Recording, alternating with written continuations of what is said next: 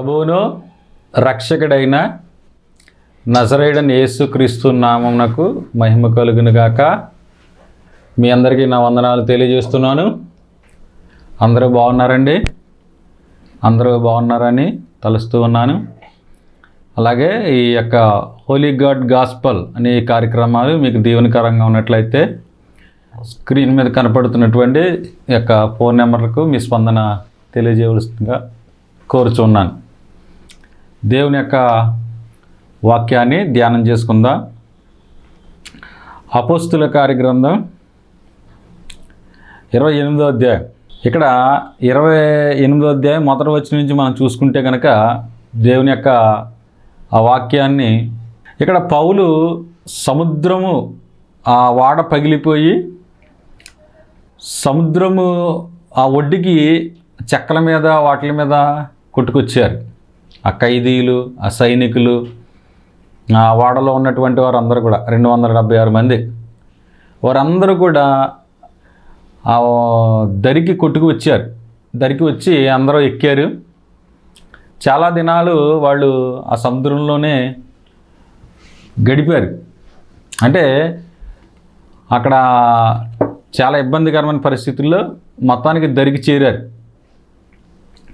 ఈ దరికి చేరిన తర్వాత అక్కడ అనాగరికులు అని ఉందన్నమాట. మేము తప్పించుకు వచ్చిన తర్వాత ఆ ద్వీపం మెలితే అని తెలుసుకుంటే అనాగరికులు ఆ ద్వీపవాసులు మాకు చేసిన ఉపచారం ఇంతంత కాదు. అనాగరికులు అంట వాళ్ళు, అంటే పెద్ద విద్యావంతులు కాదు. అనాగరికులు అంటే పెద్ద నాగరికత లేనటువంటి వారన్నమాట. వారు ఎంతో ఉపచారం చేశారు వాళ్ళకి. చూడండి, నాగరికత ఉన్నది అని చెప్పుకుని కూడా ఎంతోమంది ఎవరికే సాయము చేయనటువంటి వారు ఎంతోమంది ఉన్నారు. పైకి నాగరికత ఉన్నది, చదువుకున్న వాళ్ళు అయి ఉంటారు, కానీ ఎవరికి సహాయము చేయరు. చాలామందిని చూస్తూ ఉంటే మనకి ఆశ్చర్యం కలుగుతూ ఉంటుంది. ఎందుకంటే చాలామందికి వారి సహాయము చేయరు, కానీ వీరు అనాగరికులు అంటే నాగరికత లేనటువంటి వారు, నాగరికత తెలియనటువంటి వారు, చదువు లేనటువంటి వారు.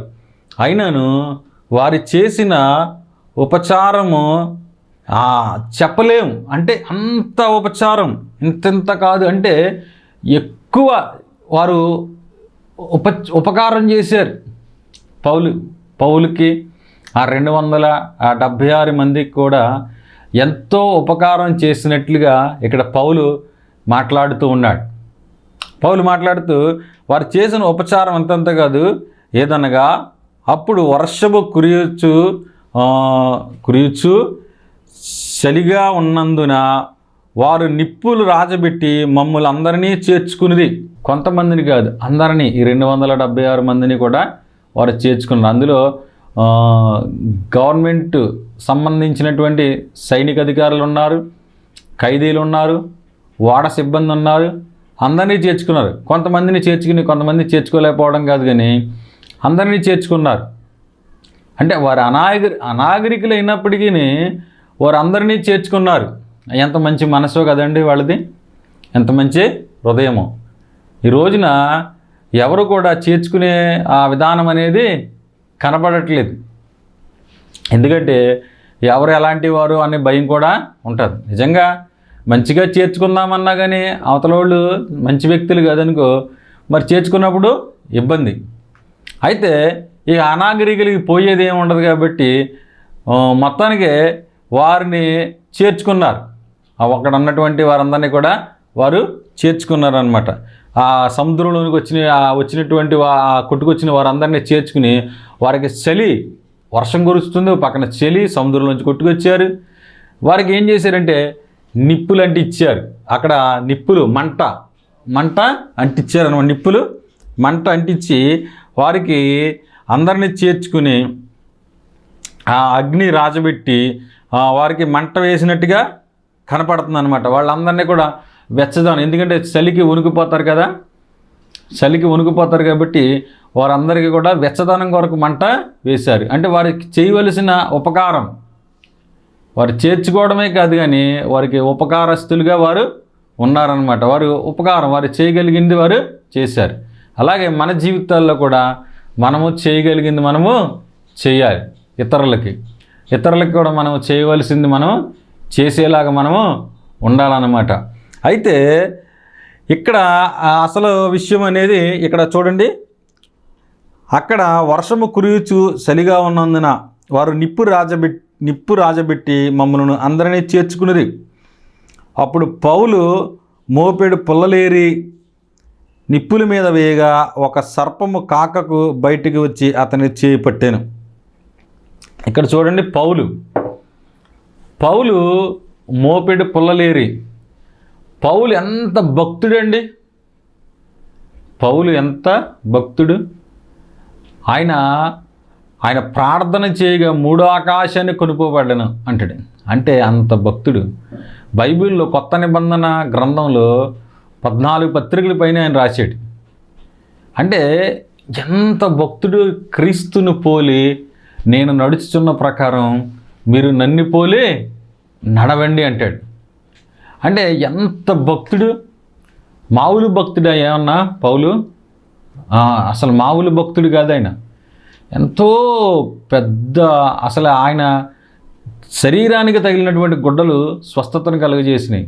ఆ శరీరానికి తగిలిన గుడ్డలు బయటికి పట్టుకొస్తే దెయ్యాలు వెళ్ళిపోయినాయి. అంటే చనిపోయిన వ్యక్తిని కూడా ఆయన బ్రతికించినట్టుగా ఉంటుంది. అయితే మరి అలాంటి భక్తుడు, ఎంతో భక్తుడు అన్నమాట ఆయన. అలాంటి భక్తుడు ఇక్కడ పుల్లలేరి పనిచేసాడు. ఈ రోజుల్లో చిన్న ఆధిక్యత వస్తేనే ఏ పని చేయరు. చిన్నది కొంచెం ఒక ఆధిక్యత వస్తేనే ఎంతో గర్వం, ప్రతి వారికి కూడా గర్వం.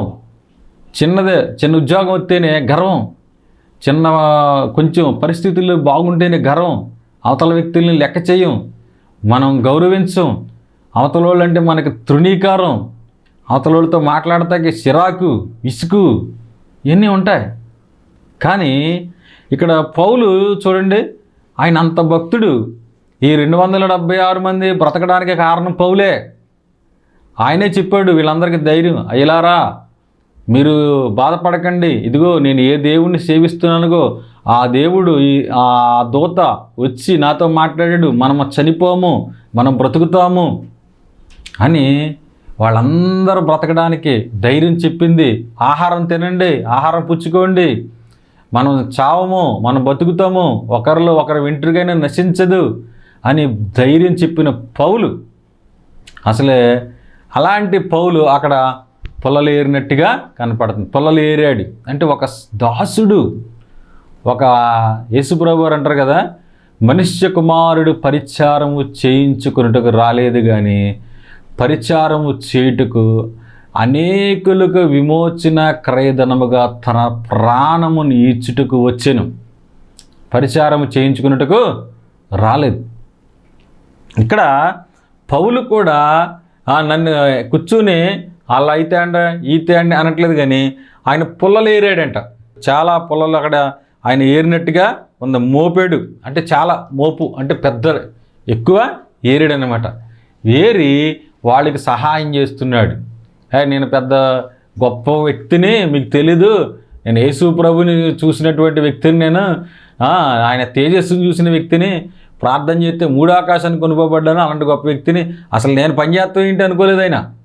పౌలు సువార్త ప్రచారం చేసే ఆ సందర్భాల్లో కూడా నేను ఎవరి యొద్ద ఉచితంగా ఆహారం తీసుకొనలేదు, ఇదిగో ఈ నా చేతులు కష్టపడినవి అంటాడు.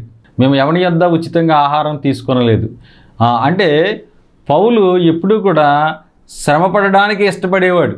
అయితే అలాంటి పౌలు తాను ఎప్పుడు స్వార్థ పనిలోనైనా ఎక్కడైనా సరే తాను ఎప్పుడు కూడా ఇతరులకి భారంగా ఉండకూడదు, ఇతరులకి మనం బరువుగా ఉండకూడదు, ఇతరులకి మనము అవకాశం ఇవ్వకూడదు, నిందించడానికి అవకాశము ఇవ్వకూడదు అన్న ఆ విధానంలోని పౌలు జీవిస్తూ ఉన్నాడు. ఇక్కడ చూడండి, నిజంగా మరి అక్కడ 276 మంది పైనే ఉన్నారు, అనాగరికులు ఉన్నారు, వాళ్ళందరూ ఉన్నారు. ఎవరో ఒకరు తెస్తారు కదా పుల్లలు, ఎవరో ఒకరు పుల్లలు ఏరుకొస్తారు కదా. కానీ పౌలే పుల్లలు ఏరుకొచ్చాడు అనమాట. పౌలే పుల్లలు పని చేసే స్వభావం కలిగినటువంటి వాడు, పని చేయాలి మనము అని బోధించినటువంటి వాడు. ఆ తెసలోనికే రాసిన పత్రికలు అంటాడు, ఎవడైనా నువ్వు పని చేయకపోతే వాడు భోజనము చేయకూడదు అంటాడు. అని పని చేయకపోతే భోజనము చేయొద్దని చెప్పాడు పౌలు. మరి అలాంటి పౌలు తను పని చేసినట్టుగా కనపడుతుంది అక్కడ. తను కూర్చోవచ్చు, తను వృద్ధుడైపోయాడు అప్పటికే, అయితే కూర్చోవచ్చు. అయినా ఇతరులకి మాదిరిగా ఉండడం కోసం ఆ పుల్లలు ఏరినట్టుగా కనపడుతుంది. చూడండి, పుల్లలు ఏరి నిప్పుల మీద వేసాడు, పట్టుకొచ్చాడు, పుల్లలు ఏరుకొచ్చాడు, నిప్పుల మీద వేశాడు. వేస్తే ఒక సర్పము కాకకు బయటకు వచ్చి అతని చేయి పట్టెను.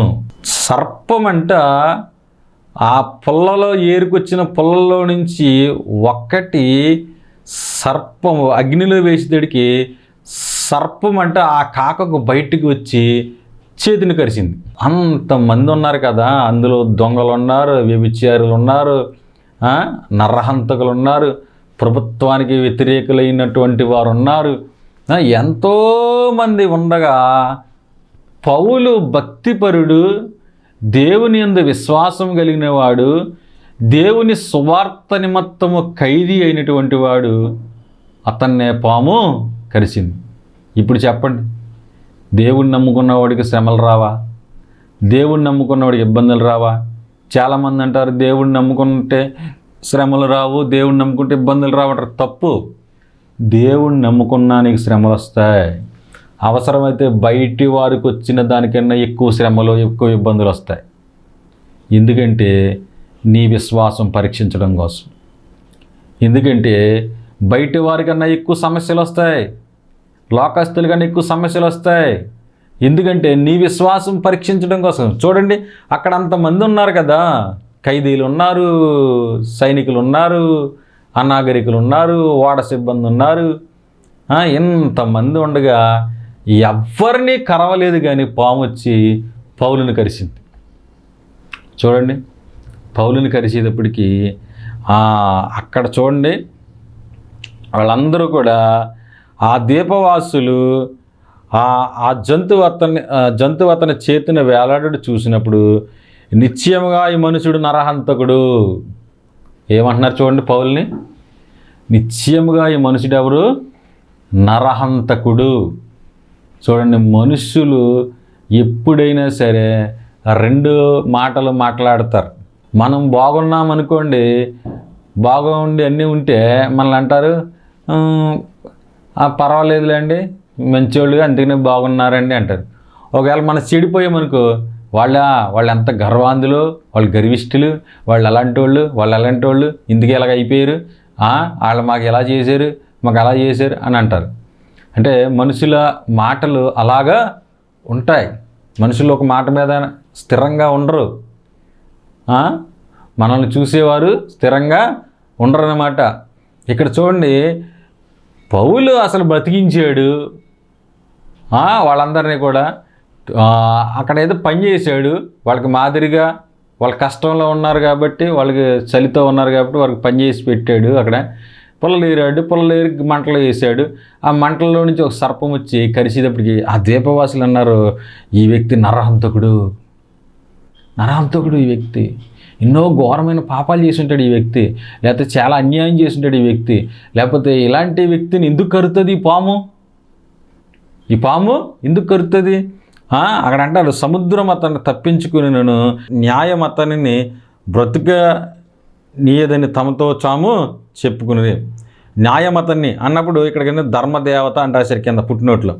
అంటే ధర్మదేవత అంటే వారు ఏం ఆలోచించారంటే, ఇతడు నరహంతకుడు, ఇతడు మంచివాడు కాదు, ఏదో చేశాడు, అందుకనే సముద్రం నుంచి అతను తప్పించుకున్నా కానీ ఇతడు మరణం నుంచి ఇక్కడ తప్పించుకోలేకపోయాడు అని చెప్పి ఆయన మీద లేనిపోని మాటలు అంటున్నారు అందరూ. మన జీవితాల్లో కూడా మనం క్షేమంగా ఉన్నామనుకోండి, మన జోలికి ఎవ్వరు కూడా పెద్ద రారు. మన క్షేమస్థితి మనకి పోయిందనుకోండి, అందరూ మనల్ని రాళ్ళేస్తారు, అందరూ మనల్ని తిడతారన్నమాట. యోబు క్షేమంగా ఉన్నాడు, ఇబ్బంది లేకుండా ఉంది. అప్పుడు అందరూ కూడా పొగిడారు, ఫ్రెండ్స్ వీళ్ళందరూ కూడా. అయితే యోబుకి శ్రమ కలిగింది, ఆస్తి పోయింది, డబ్బులు పోయినాయి, పిల్లలు చనిపోయారు, ఆరోగ్యం పోయింది. చివరికి స్నేహితులు ఏమంటున్నారంటే, నువ్వేదో తప్పు చేసావు కనుక నువ్వు తప్పు చేసావు కనుక నువ్వేదో పాపం చేసావు కనుక నీకు ఇందుకే శ్రమ వచ్చింది అంటున్నారు.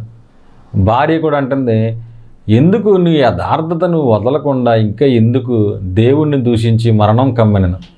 చూడండి, అన్నీ బాగున్నప్పుడు ఫ్రెండ్స్ ఏమన్నారు, అబ్బా నా స్నేహితుడు అన్నారు. చూడండి, అంటారు కదా సాధారణంగా. భార్య కూడా అప్పుడు మా ఆయన గారు గొప్ప, మా ఆయన గారు భక్తిపరుడు, మా ఆయన అంతటోడు లేడు, మా ఆయన ఇంతటోడు లేడు అని చెప్పుకుని ఉంటుంది ఆవిడ. కానీ తర్వాత ఏమంటుంది ఆవిడ, నువ్వు దేవుణ్ణి దూషించి మరణము కమ్మనను.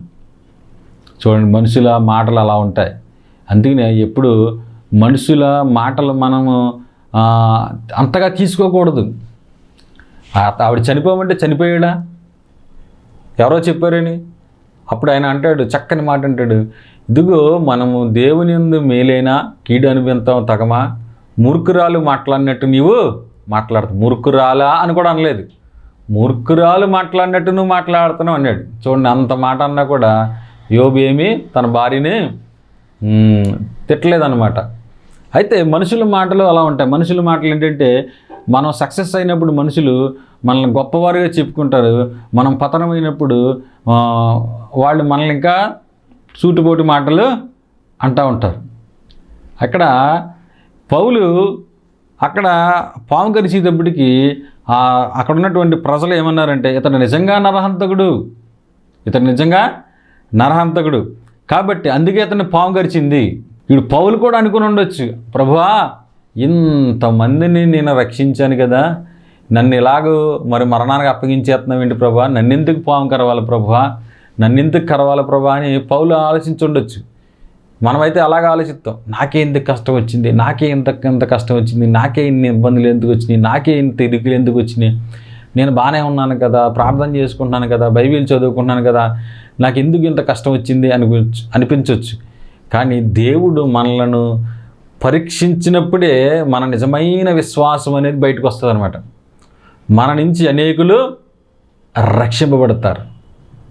మనకున్నటువంటి మనల్ని సమస్యలోకి ఎందుకు గిండుతాడంటే దేవుడు మనం అనేకులను ఆదరించడం కోసం. నువ్వు సమస్యలు ఉన్నప్పుడు దేవుడిని ఎందుకు ఆదరిస్తాడంటే నువ్వు అనేకులను ఆదరిస్తావని. పౌల్ని అందుకే పాము కరిచింది. ఒకవేళ పాము పౌల్ని కరవకుండా మరీ ఒకరిని కరిచుంటే ఆ వ్యక్తి వెంటనే చనిపోయేవాడు.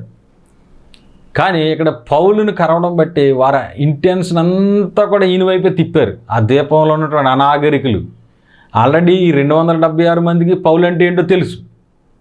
కానీ ఆ దీపంలో కూడా సువార్త ప్రకటింపబడాలి. ఏదో అద్భుతం జరిగితేనే కానీ అక్కడ సువార్త ప్రకటింపబడదు అని దేవునికి తెలుసు. కాబట్టి పాము కరవడానికి దేవుడు, ఆ పౌలుని కరవడానికి దేవుడు అనుమతి ఇచ్చాడు.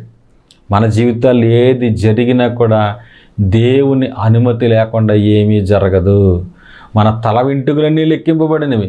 ఒక్కటి నేల రాలాలన్నా కూడా ఆ దేవుని చిత్తంలో నుంచి జరగాలి.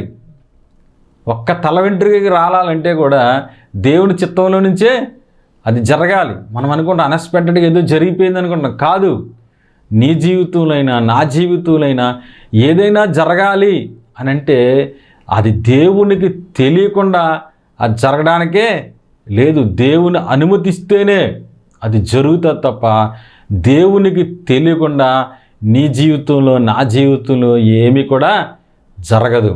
దేవుణ్ణి పర్మిషన్ అడిగి దేవుణ్ణి అడిగి అది జరుగుతుంది. ఏదైనా సరే ఆ విషజంతువుని అగ్నిలో జాడించి వేసి ఏ హాని పొందలేదంట. మామూలుగా ఉన్నాడు, ఒక చీమ కరిచినట్టుగా. లేకపోతే మామూలుగా ఉన్నాడనమాట. ఏ హానియు ఆయన పొందలేకపోతే వారు అతని శరీరమును ఆ వాచును లేక అతడు అకస్మాత్తుగా పడి సచ్చెను అని కనిపెడుతున్నారంట. ఏమవుతుంది, ఈ పాము కరిచేసింది, ఈ పాము కరిచినటువంటి వారు అనేక మంది చనిపోయారు కదా, మన తెగలో ఉన్నటువంటి వారు, మన అనాగరికులు, మన ద్వీపవాసులు ఎంతోమంది చనిపోయారు. ఈ పాము కరితే ఎవడో బతకడే, ఏమవుతుంది, ఇతడు ఏమవుతాడని అలాగే చూస్తున్నారంటే వాళ్ళందరూ అలాగే చూస్తున్నారు. మనల్ని కూడా అలాగే చూస్తుంది లోకం. యేసుప్రభుని నమ్ముకున్నాడు కదా, ఏం జరుగుతుంది, మనం పతనం అయిపోతామేమో అన్నట్టుగా చూస్తారు. కానీ దేవుడు మనల్ని పతనం కానివాడు. హల్లెలూయా. దేవుడు మనలను పతనం కానివాడు. మనం లేపుతాడు. ఆయన మనకి సహాయము చేస్తాడు. భూమి ఆకాశములు సృజించిన సృష్టికర్త అయిన దేవుడు మనకు తోడుగా ఉన్నాడు. ఆయన మనల్ని పతనం కానివ్వడు. మనం అయిపోయింది, ఇంకేమీ లేదు, అయిపోయింది అనుకుంటూ అనొచ్చు. కానీ అక్కడ చిగిరింప చేసే దేవుడు, మోడు బారిన జీవితాలను చిగిరింప చేసే దేవుడైనా. అప్పుడు అందరూ కూడా వచ్చి ఈ పౌలు చనిపోతాడు, శరీరం వాచిపోతుంది, లేకపోతే ఏదో అయిపోతాడు అని అనుకుంటా సడన్గా చనిపోతాడు అని అందరూ అనుకుంటుంటే అతడు ఏ హాని పొందక ఉన్నాడంట. ఉన్నప్పుడు చాలాసేపు కనిపెట్టిన తర్వాత అతనికి ఏ హానియు కలగకుండా చూసి అభిప్రాయం మార్చుకుని ఇతడు ఒక దేవత అని చెప్పసాగారు. ఇక్కడ చూడండి, మనుషుల మాటలు అలాగే ఉంటాయి. ముందేమన్నారు, పాము కరిచినప్పుడు నరహంతకుడు ఇతడు మనుషులను చంపేటటువంటి వాడు, అందుకే అతనికి పాము కరిచింది అన్నారు. ఇప్పుడు ఏ హాని పొందకుండా ఆయన కూర్చుని అలాగ ఉంటే ఆయన అంటున్నారు, వీళ్ళందరూ వచ్చి అతడు ఒక దేవత అన్నారు. దేవత అంటే ఏంటి, ఒక దేవుడు అన్నట్టుగా అంటున్నారు అనమాట వాళ్ళందరూ గల. ఏంట్రా బాబు, నువ్వు అసలు ఇంత పాము కరిచేస్తే నువ్వు ఎలా బతికేవు, నువ్వు ఒక దేవత, నువ్వు ఒక దేవుడువు అని అంటున్నారు అక్కడ. చూడండి, అప్పుడు వరకు నరహంతకులన్న మనుషులే నీవొక దేవత అన్నారు. ఈ లోకంలో కూడా మన పరిస్థితులు అలాగే ఉంటాయి. మనం ఒకప్పుడు ఏమీ లేనివారమైనప్పటికీ మనల్ని అందరూ తృణీకరించవచ్చు, మనం మంచివారం కాదని చెప్పిన ఉండొచ్చు. కానీ ఒక రోజు వస్తుంది, దేవుడు మనల్ని హెచ్చిస్తాడు. అనాథైనటువంటి ఆ ఎస్తేరుని 127 సంస్థానాల మీద అధిపతిగా చేశాడు దేవుడు, రాణిగా చేశాడు దేవుడు. అలాంటి దేవుడిని మనము ఆరాధిస్తున్నాం. కాబట్టి మన జీవితాల్లో డబ్బులు లేకపోయినా ఏమి లేకపోయినా మనం వదిలిపెట్టే దేవుడు కాదు. ఆ పౌలు ఏ హాని పొందకుండా అక్కడ ఉన్నప్పుడు వాళ్ళందరూ కూడా ఆశ్చర్యపోయి ఇతడు ఒక దేవత అని అన్నారు. మనం కృంగిపోకూడదు. అదే పౌలు పాము కరిచినప్పుడు కృంగిపోయి ఉంటే ఏమయ్యేది? కాబట్టి మనం కృంగిపోకూడదు. దేవుడు ఉన్నాడు, మనకు సహాయము చేస్తాడు. మన పరిస్థితులు ఇరుకుగా ఉండొచ్చు, మనం దాటలేమని తెలుసొచ్చు మన ఉన్న ఇబ్బందులు, కానీ మనకు సహాయం చేసేవాడు ఉన్నాడు. యెహోవా చూసుకొనును. మనకున్నటువంటి ఇబ్బందులు, ఇరుకులు అన్నీ ఆయనకు తెలియకుండా మన జీవితంలోకి రాలేదు. ఏ వ్యాధి అయినా ఆయనకు తెలియకుండా రాలేదు. ఆయన సహాయము చేస్తాడు. కనుక పౌలు ఎలా అయితే విశ్వాసంతో ఉండి తనకున్నటువంటి ఆ విజయాన్ని సాధించాడు, అలాగే మనము కూడా దేవుని మీద ఆధారపడి మనము కూడా జీవించవలసిన వారమై ఉన్నామన్నమాట. అయితే అక్కడ చూడండి, అక్కడ అతడు బతికిన తర్వాత, పౌలు బ్రతికిన తర్వాత ఆ ద్వీపంలో ఉన్నటువంటి ఆ రోగులు వచ్చారు ఆయన దగ్గరికి ప్రార్థన చేయించుకుంటాకే. చూడండి, ఒకవేళ పాము కరవకపోయి ఉంటే పౌలు ప్రార్థన చేస్తానన్నా కూడా రారు ఎవరు. ఆ మార్క్స్ వార్త 16వ అధ్యాయం చివరిలో చెప్తాడు కదా,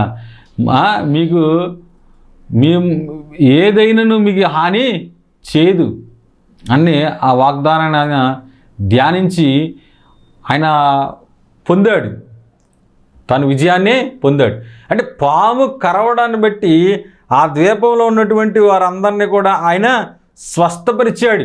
దేవుడు శ్రమలు అనేది మనం అంతగా అనుమతిస్తాడు అన్నమాట. మనకి ఇబ్బందులు, ఇరుకులు మనల్ని ఎందుకు నలిపేస్తాడంటే దేవుడికి ప్రేమ లేక కాదు, మనం అనేకులను ఆదరించాలని, అనేకులకు మనము సహాయము చేయాలని. మొన్నొకసారి ఒక న్యూస్ చదివాను నేను. ఒక మహాధనవంతుడైనటువంటి ఒక వ్యక్తి ఉన్నాడు. తన కుమారుణ్ణి వెళ్ళి ఎక్కడో ఒక దిక్కున ఒక నెల రోజులు నీకు నువ్వుగా ఆహారం సంపాదించుకుని బ్రతుకు అని పంపించాడట. ఎందుకునంటే అతనికి కష్టం విలువ తెలియాలని, అతనికి ఆహారం విలువ తెలియాలని, డబ్బుల విలువ తెలియాలని. అయితే ఆయన వచ్చి ఒక పట్టణానికి వెళ్ళి ఒక బేకరీ షాపులో పనిచేసి ఒక 2 నెలల పైనే పనిచేసినట్టుగా కనపడింది. తర్వాత వాళ్ళ తల్లిదండ్రులు వచ్చి అతను చూసి చాలా ఆశ్చర్యపోయారు. తర్వాత ఆ బేకరీ షాపు వాళ్ళు కూడా ఏంటి మీరు ఇంత గొప్ప వ్యక్తులా, ఇంత ధనవంతులా అని వాళ్ళు కూడా ఆశ్చర్యపోయారు. ఆ 2 నెలల కాలంలో అతడు చాలా నేర్చుకున్నాడు. నిజమైన స్నేహితులు ఎవరు, లేకపోతే మనకు సహాయం చేసేది ఎవరు, ఎంత కష్టపడితే డబ్బులు వస్తున్నాయి, ఇవన్నీ కూడా ఆయన నేర్చుకున్నాడు. అలాగే మన జీవితాల్లో కూడా దేవుడు మనకి కష్టాల గుండా, ఈ బాధల గుండా, ఈ వ్యాధుల గుండా, ఎన్నిటి గుండా నడిపిస్తున్నాడంటే అర్థం ఏంటంటే మనం అనేకులను బలపరచడం కోసం. ఆ పౌలుకి ఆ పాము కరిచింది కాబట్టి ఆ ద్వీపంలోని ప్రజలందరూ కూడా వచ్చి అతని చేత ప్రార్థన చేయించుకున్నారు. వారందరూ కూడా స్వస్థత పొందారు. స్వస్థత పొంది తర్వాత వారికి కావలసిన వారికి కావలసిన వస్తువులు మరి ఒక వాడికి వెళ్ళినప్పుడు వాళ్ళందరూ కూడా అనేక వస్తువులు, ఆ తినుబండారాలు అవన్నీ కూడా వారు ఇచ్చారు. కాబట్టి ఏదైనా కూడా దేవుని చిత్తంలోనే జరుగుతుంది.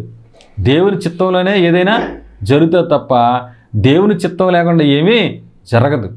కాబట్టి మనం కంగారు పడిపోకూడదు. కాబట్టి మనము ఇబ్బంది పడిపోయి పరిస్థితులు వచ్చినప్పుడు మనము విశ్వాసాలు వెనకడుగు వేసేవారంగా ఉండవు. నాకే ఇంత కష్టం వచ్చింది, నాకే ఇంత బాధ వచ్చింది, అయ్యో నేను ఇంకా దేవుని వెంబడించను, నేను వెనక్కి వెళ్ళిపోతాను అని అంటారు చాలామంది. అలా ఉండకూడదు. మనము చనిపోయేంత వరకు, లేకపోతే మనం చనిపోయేంత వరకు, తర్వాత యేసు ప్రభు రాకడ వచ్చేంత వరకు మనం నమ్మకంగా జీవించాలి. అంతము వరకు నిలిచినటువంటి వాడు రక్షింపబడతాడు. కనుక మనము కూడా ఇటువంటి ఇబ్బంది వచ్చినా, ఇరుకొచ్చినా దేవుని మీదే మన విశ్వాసం ఉంచి మనం ప్రార్థన చేసుకున్నట్లయితే దేవుడు మనకు సహాయం చేస్తాడు. మనకి అందరికీ మేలు చేస్తాడు. దేవుడి మాటలు దీవించును గాక. ఆమేన్. చిన్న ప్రార్థన చేద్దాం. పరిశుద్ధుడు అయిన మా తండ్రి, కృప కలిగిన దేవానికి స్తోత్రాలు. పౌలు జీవితాన్ని కొద్దిసేపు ధ్యానం చేయడానికి ఇచ్చిన గొప్ప కృపగా స్తోత్రాలు. పౌలు ఆ పొలలేరినప్పుడు ఆ పాము వచ్చి పౌల్నే కరిచింది ప్రభా. ఆ కరవడంలో కీడుగా కనపడినప్పటికీ దేవ దానిని మేలు కింద మార్చావు నాయన. దేవ ఆ అనాగరికులు అందరూ కూడా రక్షణ పొందడానికి నీవు కృప చూపించావు నాయన. మా జీవితాల్లో ఇటువంటి కష్టాలు, వ్యాధులు, బాధలు ఇవన్నీ వచ్చినాయి అంటే ఇతరులకి మనం మార్పు తీసుకురావడం కోసమే తప్ప మరి దేనికోసమో కాదు ప్రభా. పౌలు జీవితాన్ని మా ముందుంచిన దేవానికి స్తోత్రం. ఈ కార్యక్రమాన్ని చూస్తున్న వారిని దీవించండి, మరి ఆశీర్వదించండి, వారికి ఆరోగ్యాలు దయచండి. వారు ఎటువంటి ఇబ్బందులు గుండా అయిన పరిస్థితులు గుండా వెళ్తున్నారు, అనారోగ్యం గుండా వెళ్తున్నారు, అప్పులు గుండా వెళ్తున్నారు మాకు తెలియదు, కానీ నీ కృప చూపించండి, దయ చూపించి విశ్వాసంలో బలపరచమని ప్రభువును రక్షకుడు నజరేయుడైన యేసుక్రీస్తు నామమున ప్రార్థన చేస్తున్నాం పరమ తండ్రి. ఆమెన్. ఆమెన్. అందరికీ వందనాలండి.